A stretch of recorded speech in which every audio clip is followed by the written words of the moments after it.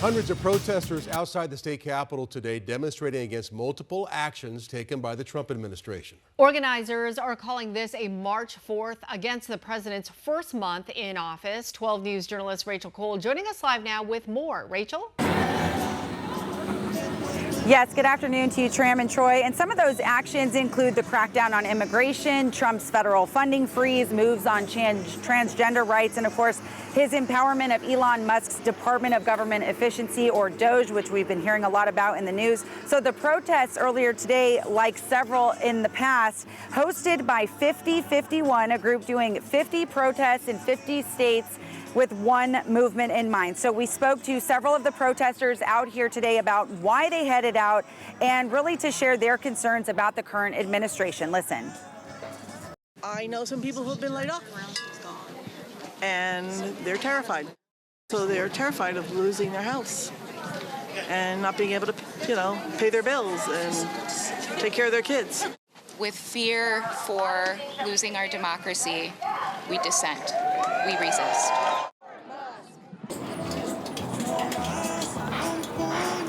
So plenty of people already starting to peel off, but the protests estimated to go until about 6 o'clock as they have in the past. They just had one on February 5th and again on February 17th, which was, of course, President's Day. But their theme of that day was no kings on President's Day, referring to President Donald Trump. So it's been an interesting day out here. A lot of concerns, people sharing that they don't want migrant families to be deported. They want immigration to stay as is. They've been sharing concerns about LGBTQ rights and sharing testimonials and, of course, lots of signage out here protesting personal concerns for a lot of the people who are in attendance. So we'll keep our eyes on this and have more details for you guys tonight on 12 News at 6 o'clock. But we're live from the state capitol. Rachel Cole, 12 News. Yeah, Rachel, it does look peaceful and looks like it may even be breaking up a bit. Are they planning on staying out there for a while?